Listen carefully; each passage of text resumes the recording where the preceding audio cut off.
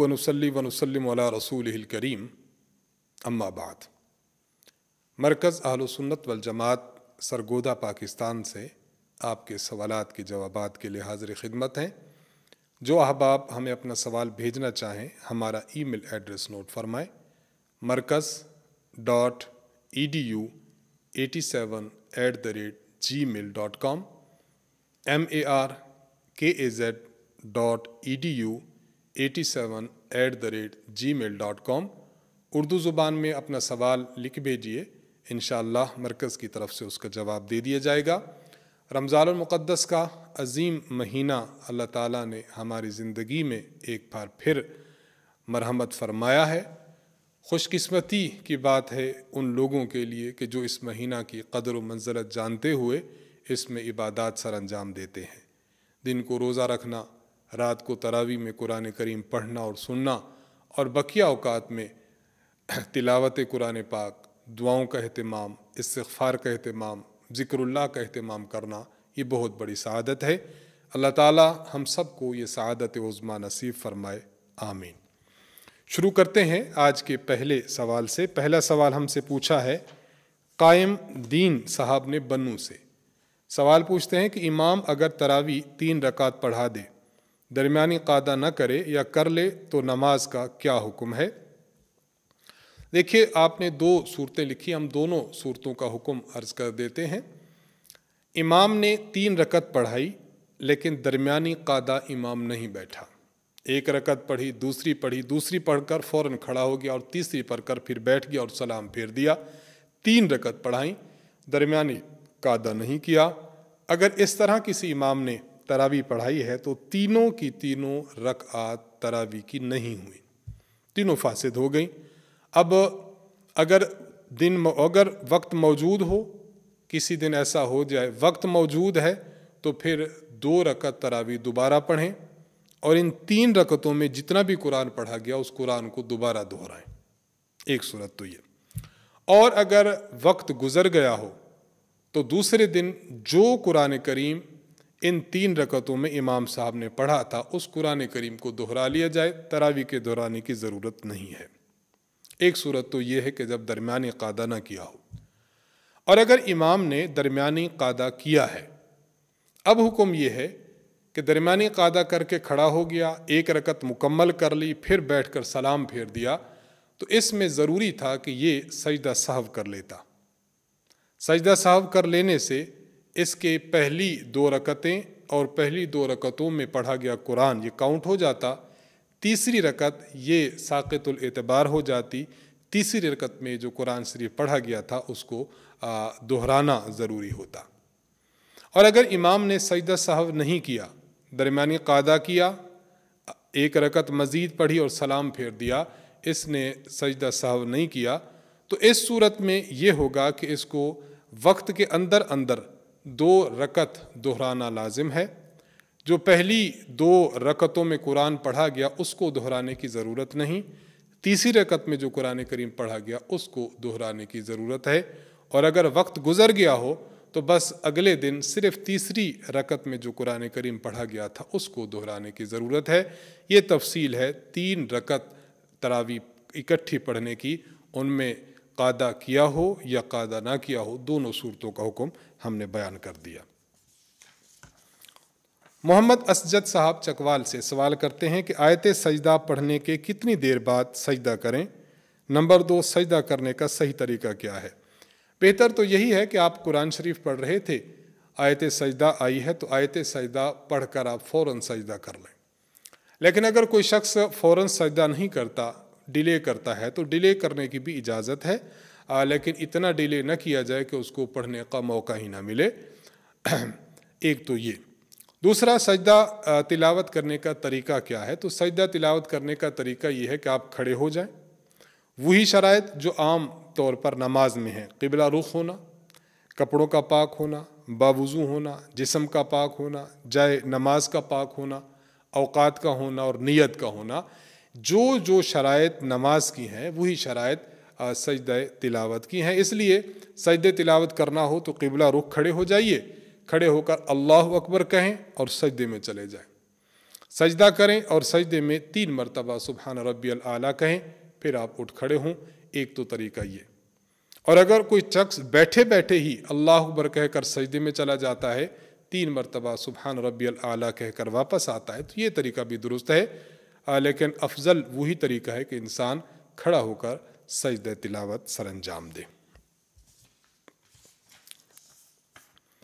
सिकंदर हयात साहब, आप पिशावर से सवाल करते हैं, एक शख्स हाफिज है, वो घर में तरावी पढ़ाना चाहता है तो वो किस तरह पढ़ाए? घर में उसकी बीवी, माँ और 2 बेटियां हैं। अगर कोई शख्स घर में तरावी इन महरमात को पढ़ाना चाहता है तो उसको चाहिए कि ये मस्जिद में चला जाए और अपने फ़र्ज़ मस्जिद में अदा करे। मस्जिद में फ़र्ज़ अदा करने से उसको मस्जिद की जमात का सवाब मिलेगा। मस्जिद में फ़र्ज़ अदा करे, अपनी सुन्नतें वहीं पर अदा करे या घर में आकर अदा करे।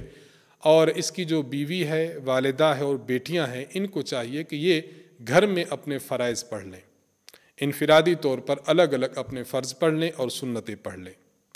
साहब वापस आएँ, घर में आकर इनको तरावी पढ़ाएं और तरावी पढ़ाने के बाद वहीं पर इनको वितर भी पढ़ा दें। तो घर में अपने महरमात को तरावी पढ़ाने का ये तरीक़ा है कि फ़राइज़ बाहर पढ़ के आए जाएं और तरावी घर में आकर अपनी ख़वातीन को पढ़ा ली जाए। सगीर अहमद साहब मुल्तान से आप सवाल करते हैं कि एक शख्स ने अपनी बीवी को कहा, अगर तू अपनी माँ के घर गई तो तुझे तलाक। आगे उन्होंने 3 स्टेप में सवाल किया है, क्या माँ के घर जाने से इसे तलाक हो जाएगी? अगर तलाक हो जाएगी तो कितनी? अगर खामद इजाज़त दे दे तो क्या तलाक फिर भी हो जाएगी? देखिए, अगर कोई शख्स अपनी बीवी की तलाक को किसी काम के साथ नथी कर दे, टच कर दे कि वो काम हो जाए तो तुझे तलाक, शरीयत में इसे तालीक कहते हैं और तलाक मुअल्लक करना कहते हैं, तलाक को लटकाना कहते हैं। अगर कोई शख्स इस तरह की कोई शर्त लगाता है कि फ़लाँ के घर गई तो तुझे तलाक, तूने ये काम किया तो तुझे तलाक, फ़लाँ के साथ बोली तो तुझे तलाक, इस तरह मुअल्लक करने से तलाक की तालीक हो जाती है। अब जब भी वो खातून वो काम करेगी तो उस वक्त उसको तलाक पड़ जाएगी। पहला सवाल ये कि क्या माँ के घर जब जाएगी तो तलाक हो जाएगी? जी हाँ, माँ के घर जाएगी तो इस औरत को तलाक पड़ जाएगी। और दूसरा सवाल, अगर तलाक हो जाएगी तो कितनी? चूँकि खामद ने मुतलकन कहा कि अगर माँ के घर जाएगी तो तुझे तलाक, तलाक के साथ मज़ीद अदद 2-3 का बयान नहीं किया। मुतलकन जब तलाक का लफ्ज़ कहा हो तो उससे मुराद 1 तलाक होती है। अब ये औरत अगर अपनी वालिदा के घर जाएगी तो उसे 1 तलाक पड़ेगी। और तीसरा सवाल कि अगर खामद इजाज़त दे दे तो क्या तलाक फिर भी हो जाएगी? खामद इजाज़त नहीं दे सकता। ये चूँकि वो तालीक कर चुका है और तालीक का उसूल ये है कि तालीक जब आप एक दफ़ा कर लें तो उसे वापस नहीं ले सकते।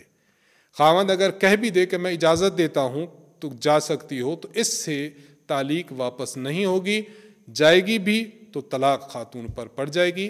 तो ये 3 आपके सवालात थे और इनके हमने जवाबात दे दिए।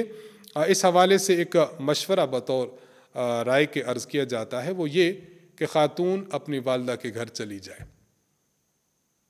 क्योंकि वालिदा के साथ ज़िंदगी का एक अरसा चलना है, एक लगाव है। वालिदा के घर चली जाए, इसको 1 तलाक पड़ जाएगी।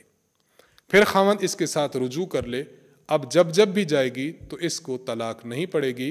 बस आइंदा एहतियात की जाए कि खामद मज़ीद 2 तलाक़ों का इख्तियार रखता है। अगर कभी ज़िंदगी में उसने ये 2 तलाक़ें बीवी को दे दी तो बीवी उसके लिए हराम हो जाएगी।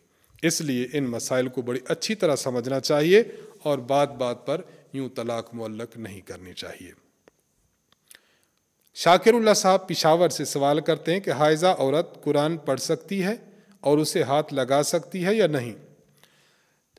जामे तिरमिज़ी हदीस नंबर 131 हज़रत अब्दुल्ला बिन उमर रज़ी अल्लाह अन्हुमा से रिवायत है कि रसूलुल्लाह सल्लल्लाहु अलैहि वसल्लम ने फरमाया, हाइज़ा औरत और जुम्बी ये कुरान करीम नहीं पढ़ सकते। इस रिवायत से बात मालूम होती है कि हाइज़ा के लिए कुरान करीम को पढ़ना जायज़ नहीं है। और हाइज़ा औरत हो, नापाक मर्द हो, नापाक औरत हो, अभी उन्होंने पाकी की तरफ ना आए हों तो उनके लिए कुरान करीम को छूना भी जायज़ नहीं है।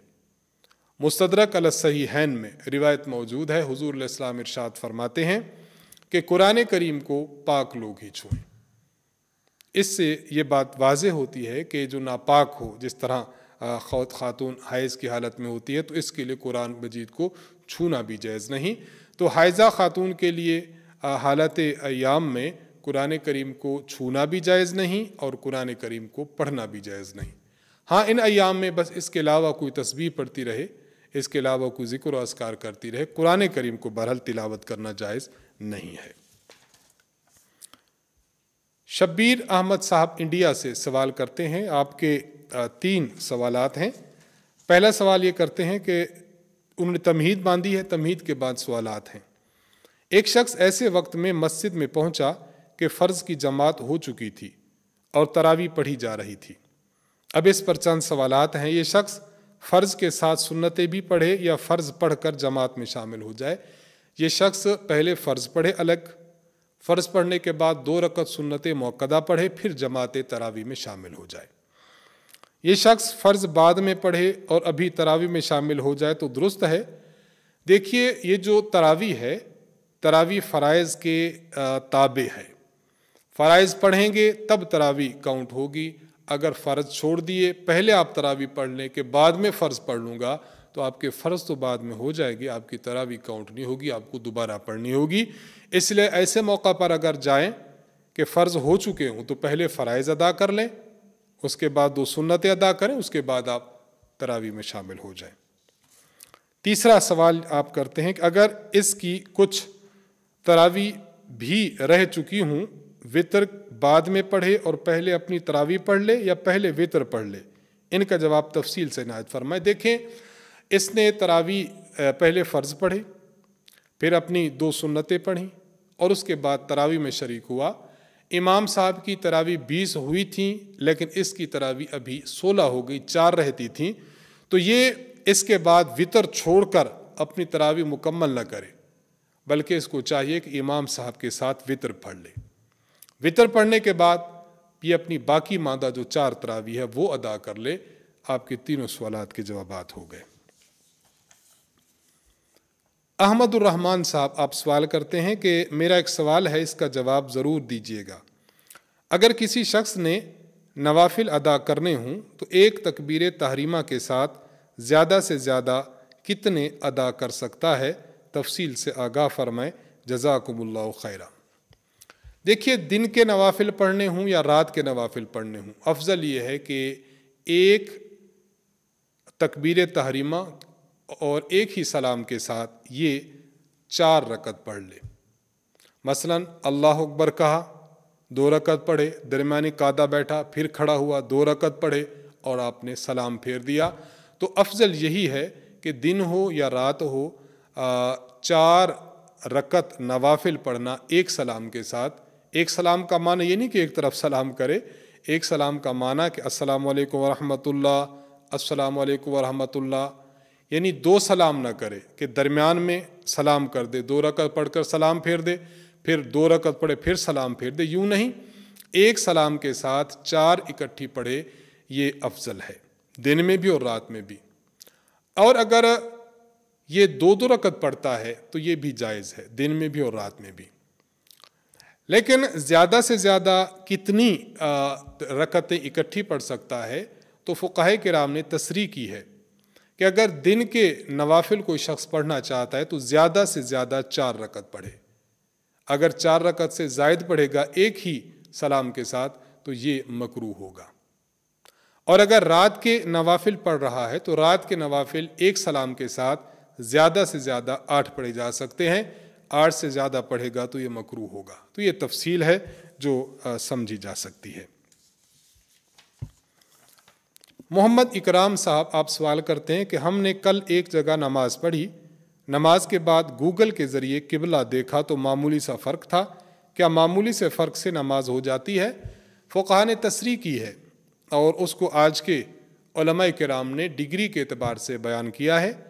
अगर आपने नमाज पढ़ी है और किबला में कुछ फ़र्क है और वो फ़र्क 45 डिग्री से कम है, آپ کی نماز ہو جائے گی، اور اگر 45 ڈگری سے زائد ہے تو پھر نماز لوٹانا لازم ہے۔ آپ نے جو صورتحال لکھی ہے کہ معمولی سا فرق ہے، تو اس سے کوئی فرق نہیں پڑا، نماز بلا تکلف درست ہے۔ میرے زکوٰۃ کے متعلق چند سوالات ہیں، نام انہوں نے نہیں لکھا۔ زکوٰۃ کی رقم سے مکان تعمیر کر کے غریب کو دیا جا سکتا ہے؟ زکوٰۃ کی رقم سے مکان تعمیر کیا، تعمیر کرنے کے بعد کسی غریب کو اس کا مالک بنا دیا، اس کے نام کاغذات لگوا دیا اور اس کو قبضہ دے دیا، تو اس طرح تو زکوٰۃ ادا ہو جائے گی۔ اور اگر کسی نے زکوٰۃ کے مال سے مکانات بنوائے اور غریبوں کو دینے کا مطلب کہ کرائے پر جس طرح دیا جاتا ہے تو ان کو رہائش کے لیے دے دیے، مالک نہیں بنایا گیا، اس سے زکوٰۃ ادا نہیں ہوگی۔ زکوٰۃ کی ادائیگی کے لیے ضروری ہے کہ آپ مکان بنائیں اور مکان بنا کر اس کو مالک بھی بنا دیں، تب زکوٰۃ ادا ہوگی۔ دوسرا سوال لکھتے ہیں کہ میرے پاس کچھ زمین ہے جس پر کاشتکاری کرتا ہوں، اس کی زکوٰۃ کیسے ادا کروں؟ قیمت خرید پر یا قیمت فروخت پر؟ جس زمین پر آپ کاشتکاری کرتے ہیں وہ زمین قابل زکوٰۃ مال ہی نہیں، لہٰذا اس پر زکوٰۃ نہیں ہوگی۔